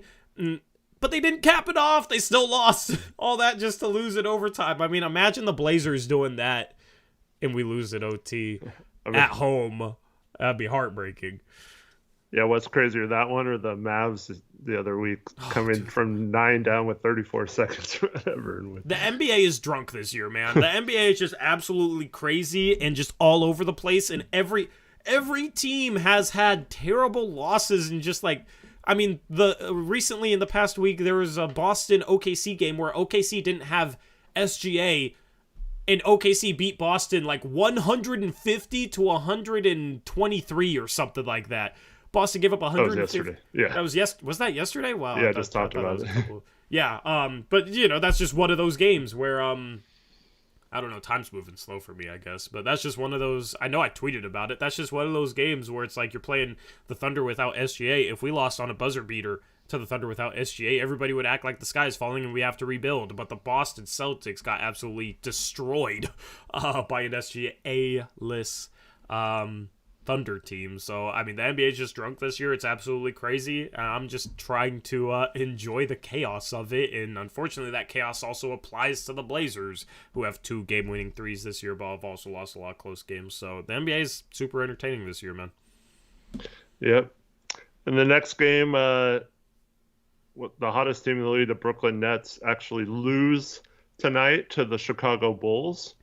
Durant had 44, Kyrie 25. Durant had 44 on 15 of 22 shooting, so he was on fire. Yeah. Seth Curry, the aforementioned, had 22 off the bench, 6 of 7 from 3.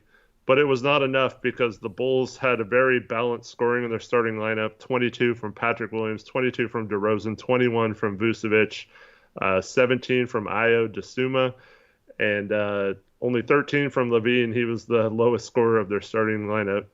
And then Kobe White had 10 off the bench. So just good production from pretty much everyone that played in this one. Yeah, the Bulls have been playing better lately. The game before this, they lost in OT to the Cavs. The game before this, they lost by 1 to the Cavs. But they did beat the Bucks recently. So they're looking better. Record doesn't really suggest it. They're 17-21, but it'll be interesting to see if they're picking up some momentum, figuring some things out, and that might translate to wins. A couple good wins over the Nets and Bucks.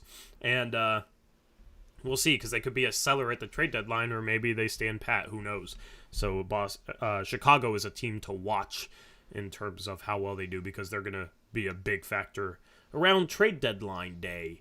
Anyway, Blazers lose. Next game, Pelicans beat the Houston Rockets 119 to 108. Let me pull up this box score. You had CJ McCollum. He's been on fire lately. He had 28 points, looking like his old self. He had COVID earlier in the year, and that was kind of giving him some problems trying to come back from that. But now, 28 points, 6 assists, 10 for 21 shooting. Pelicans are going to be without Zion for multiple weeks, though. It'll be interesting to see if they fall off. Brandon Ingram has missed a lot of games, but against a poor Rockets team, they get it done. 16 from Najee Marshall, who's been kind of a breakout player this year for them. 16 and 17 from Valanciunas. 14 from Trey Murphy. 14 from Willie Hernangomez. 13 from Jose Alvarado. They just got these guys that step up, and these like not big names, but they got some solid role players that step up and provide good minutes. Dyson Daniels has been solid as well as the guy taken in the draft right after Shaedon Sharpe. And then for the Rockets, 16 from Jalen Green and 16 on 7 for 7 shooting off the bench from Kenyon Martin Jr. Yeah, apparently Stewart is fighting with Draymond right now, according to Bootstrap. What's up, man? Fighting, or just like kind of shoving, like...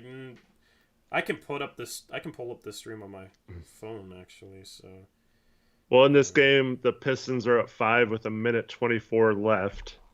over the commentate Warriors. the rest of this game too. If you guys want, I don't know. Let's see what's on. But are you able to get this game too? I was gonna see if it was on. Yeah, because I got they're showing on NBA YouTube TV. Oh, they're showing it on NBA TV.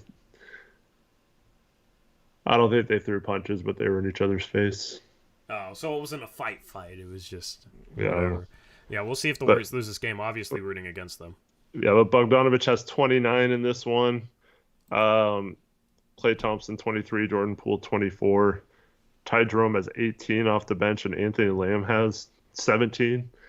But yeah, hopefully the Pistons can hold on and get this victory. We need all the East to beat the West as possible. Isaiah Stewart versus Draymond Green would be a really good fight. Yeah, it would be. Anyway, here are the other scores. And Draymond's like, there's a lot of players like Draymond who would not be good in a fight, but like I think Draymond isn't like a fake tough guy. Yeah, I don't think so. I don't think Isaiah Stewart is either. Those dudes are big dudes, man. Big dudes. But yeah, here are the other scores. I kind of want to commentate the end of this game, then commentate the end of the Hawks-Kings game, because both these games are close, and both these games are Western Conference teams the Blazers are potentially going to be dealing with down the stretch for seeding purposes. And then you got the Lakers in a close game against Miami, so some good action to end the night. Green got tossed, I think.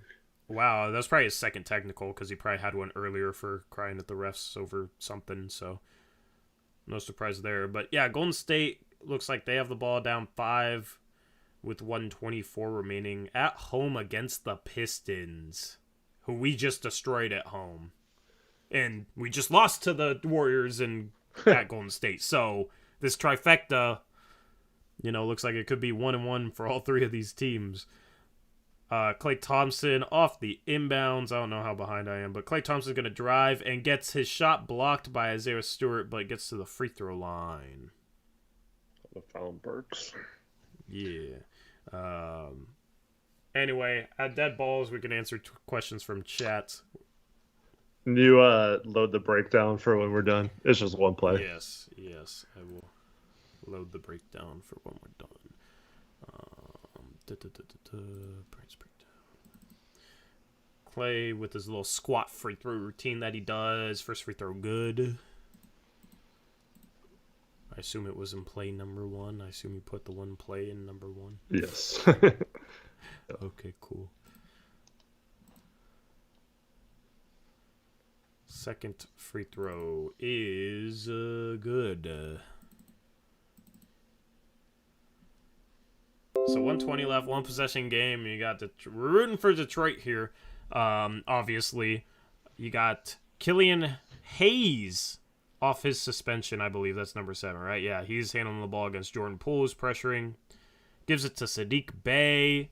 Running a pick and roll with Bogdanovich. Drives. It looked like he got fouled, but no call because we're in Golden State, baby. Jordan Poole the other way. Step back. 3 doesn't take it. Handoff to Klay. He's going to shoot a sidestep. Dame 3, and it's short because he's not Dame. Kevon Looney rebound. 45 on the game clock. Warriors still down 3. Klay's going to drive against Sadiq Bey, and he's going to get a layup, and he's going to finish. 40 seconds left. Great action here. 1 point game. Yeah, great action here. Love it. This is what I pay for League Pass for. During the timeout, okay, these are your options, I guess. These are your only 2 options, Tori. Trade Hart or re-sign him and lock the team. Lock the team? What does that mean? I'm guessing that means that we can't ever make a move if we lock the team. Yeah, like he's saying, like we're financially locked into that roster then and can't make any moves for some reason. We can always trade Hart for somebody making similar money, and it doesn't change anything. So we wouldn't be any more locked into the team. No cap space. We're not going to have cap space even anyway. If we let him go. So that doesn't lock us in. So I mean, it depends on what you trade him for. But like, even if we resign him, he's still. I mean, even if, let's just say, like, worst case scenario, we pay him $20 million a year. Like, 20 million a year. Like, even if, let's just say, like, worst case scenario, we pay him $20 million a year. Like, 20 million a year. Like, even if, let's just say, like, worst case scenario, we pay him $20 million a year. Like, we could still then use that $20 million contract. Actually, if he's making more, that actually might help us make trades in the future, not hurt us. Yeah. Oh, the Hawks are choking and the Heat are choking. The Heat were up 90-87. Lakers 7-0 run. The Hawks were up without LeBron. Yeah, Heat are frauds this year. And then the Hawks were up 111-104. Kings on a 12-2 run over the last couple of minutes at home. So Hawks choking. Kings have been able to win close games. Looks like they might do it again. Anyway, hopefully the Pistons can take care of business against the Warriors. Hopefully this doesn't all go bad. You got the inbounds, Killian Hayes. Going to get a screen from Bogdanovich. They're trying to force a switch. Bogey pops against Klay Thompson. He's going to drive left. Kick out pass Sadiq Bey. Swing to Isaiah Stewart for a corner three. And it's off. Probably not the shooter you wanted if you're Detroit. 21 on the clock. Warriors down 1. You got Jordan Poole. Pick and roll with Kevon Looney. Gets the switch. Klay Thompson off a screen. Doesn't have the shot. Kicks it back to Poole.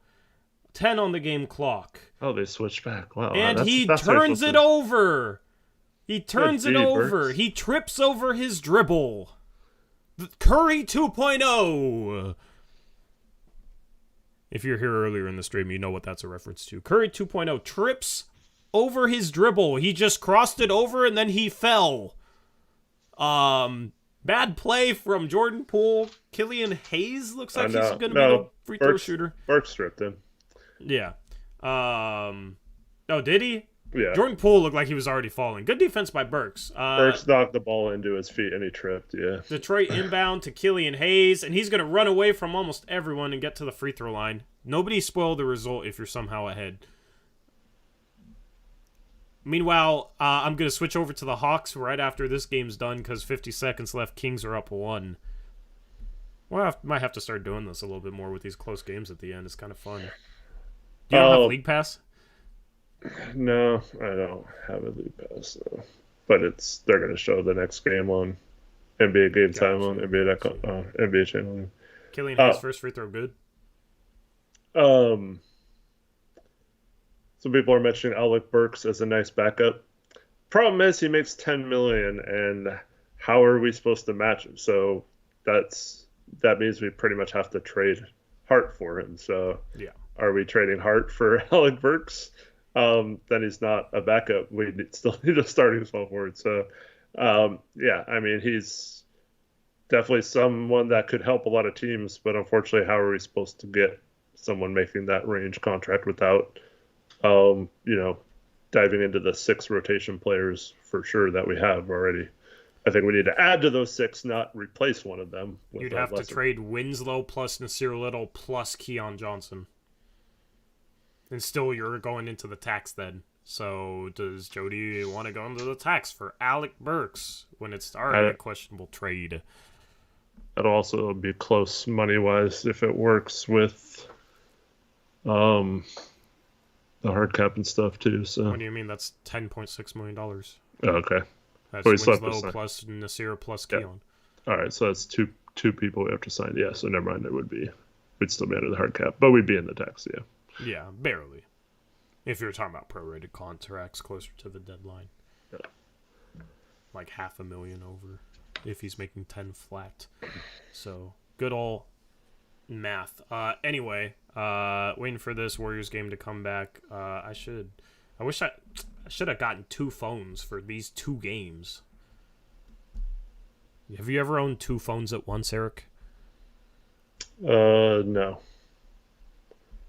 Anybody in chat have 2 phones that they own? And if so, why? I know people that have like a phone from work, like a work-only phone. Other than work phone. I don't know what type of business you guys are into, but inbound play, Skip. What a set. Klay for 3. Good. What a set play. Crazy. Oh my goodness, Steve Kerr is a genius. It's a tie game.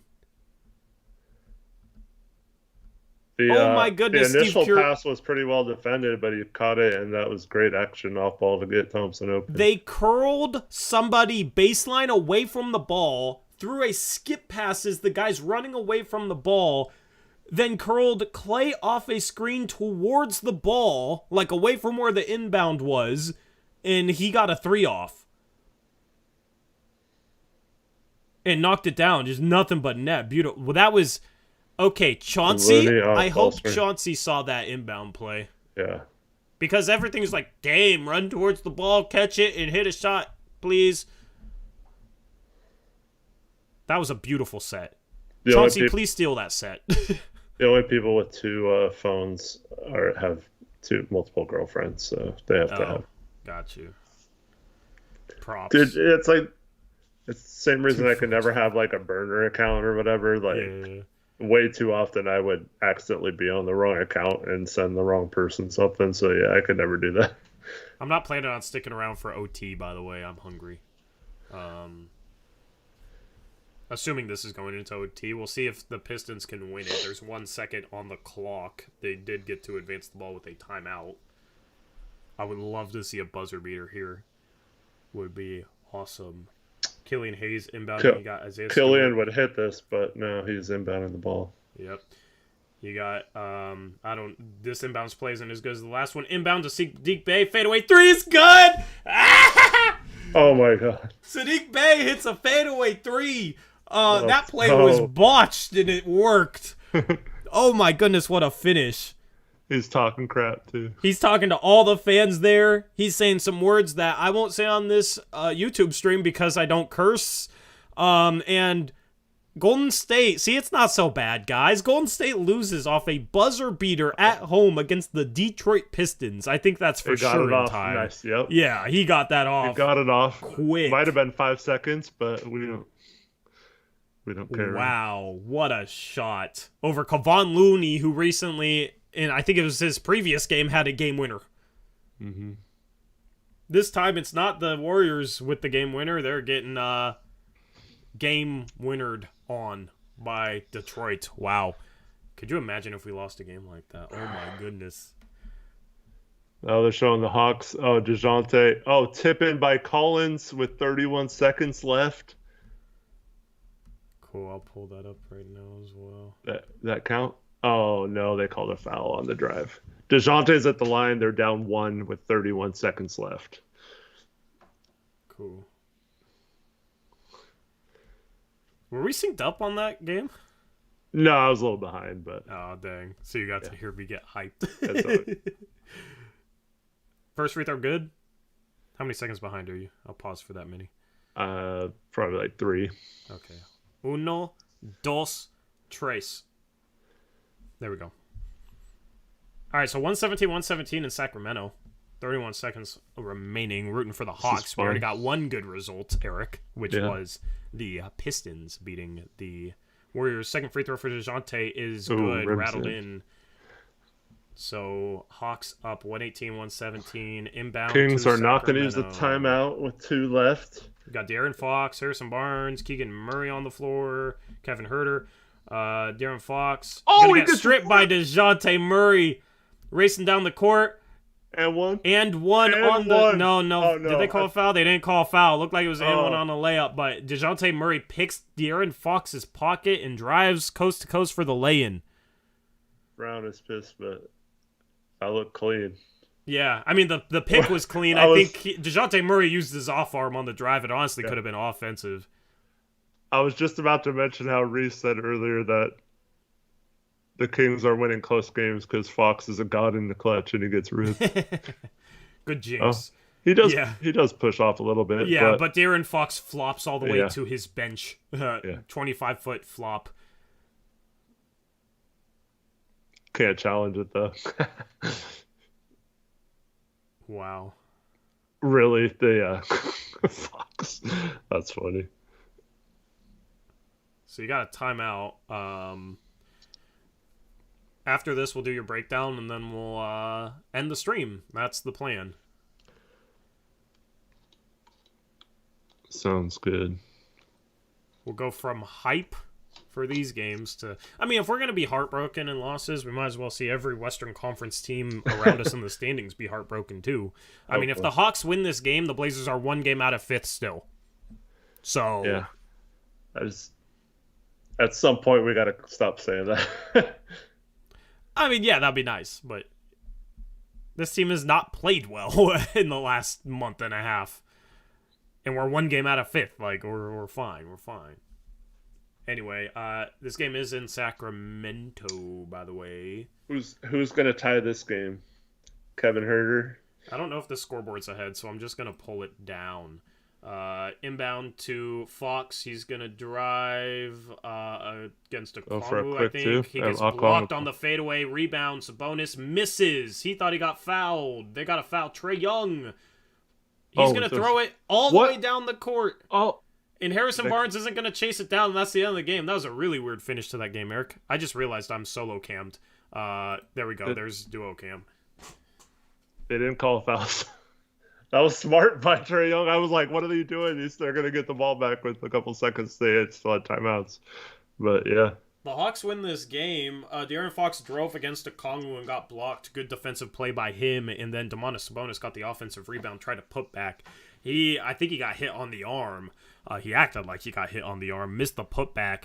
Trae Young got the rebound, got trapped along the baseline with like 6 seconds left. With a 3.5 seconds left, throws it down to the other end of the court. Clock expires. Win for the Hawks. Loss for the Kings. The Blazers are tied for 7th right now with the Suns and the Warriors. They are 1 game back of both the Clippers and the Kings, who are tied for 5th and 6th. They're 2.5 games back of the 4th place Dallas Mavericks. They are 5 games back of the 1st place Denver Nuggets and Memphis Grizzlies, who are tied at 24 and 13. That's the standings picture. Thanks, Victor, for triggering one of my worst core memories. Anyway, we'll see if the Lakers can lose. There's 30. You know what I'm talking about, Tori? What core memory? So you know how we went to the finals in 90 and 92? Yeah. This predates you, right? Yeah. In 91, we had the best record in the NBA. We're 63 and 19.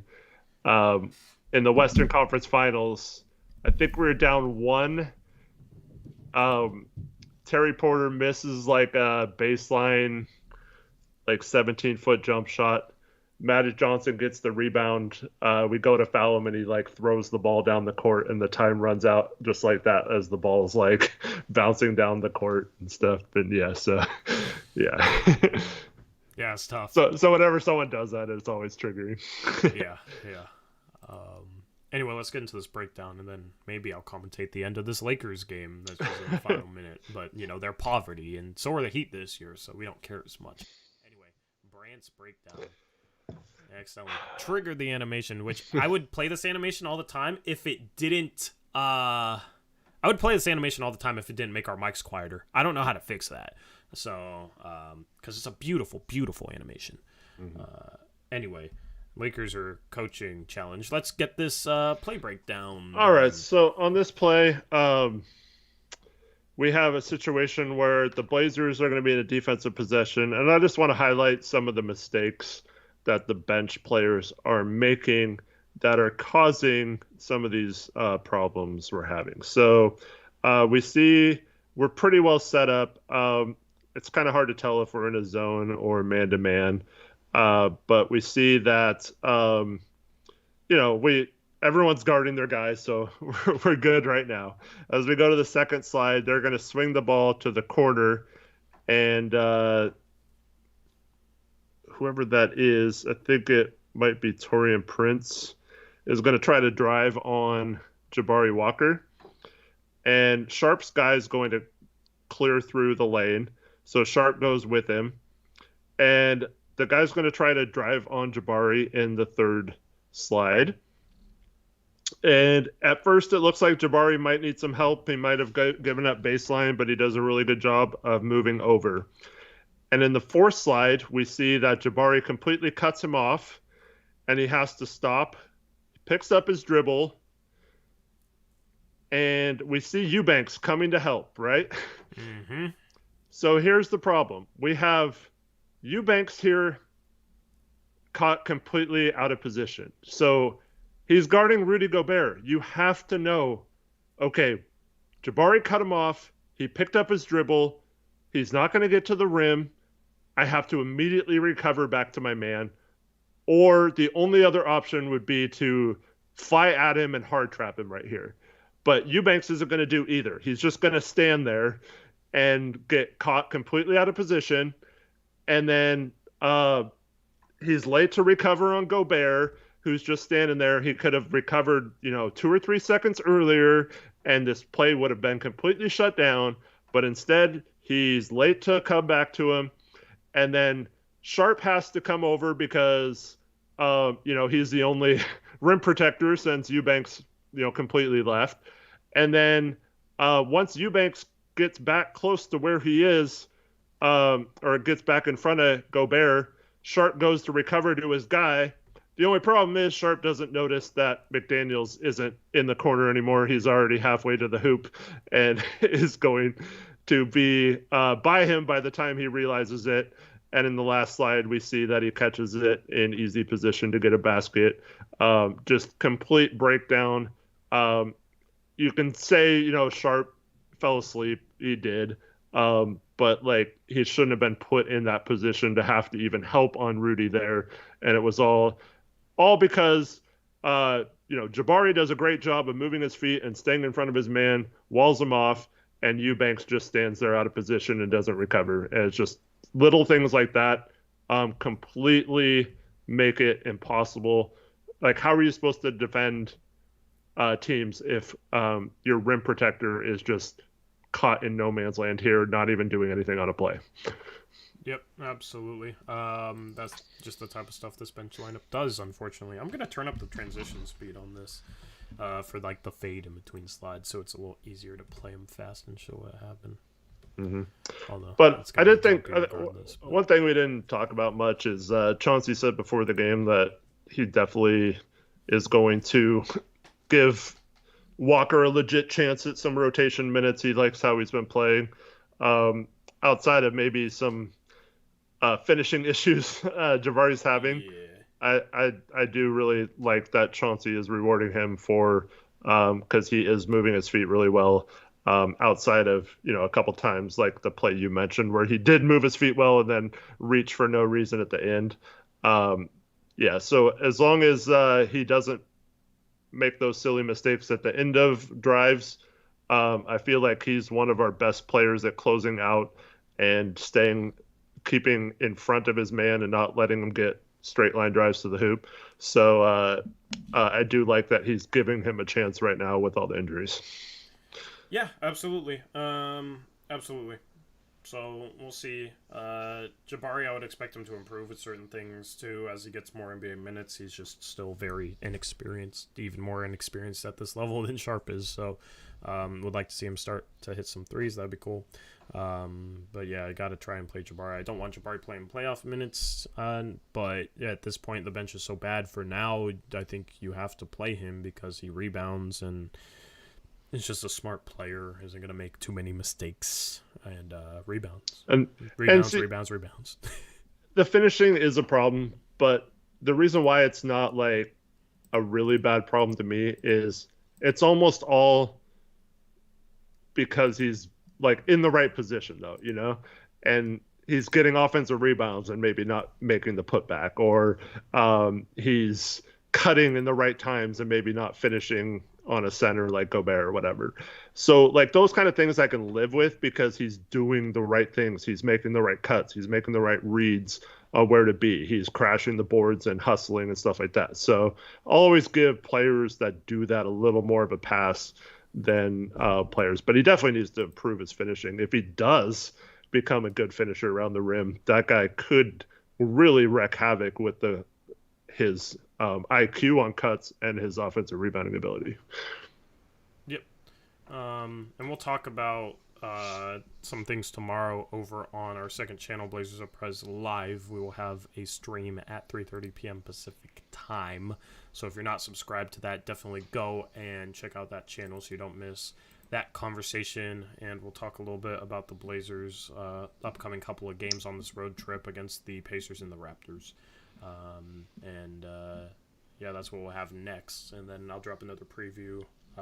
Goes before, more than 2 hours before the game, like today's was. But I'll drop another preview for the game on Friday, and that is against the Indiana Pacers, correct? Yep, and then Raptors on Sunday. Yep, I mean, two teams that aren't easy to beat, so it would be nice. You gotta get at least one win on this road trip. Gotta split at least the next two games, and you're still above 500. So I'll take that. If you lose the next two, obviously you're a game below 500, and the Blazers haven't been there at all this year. So gotta try and take care of business, and then we have a ton of home games after that to try and go on a run. 10 of the next ground. 11.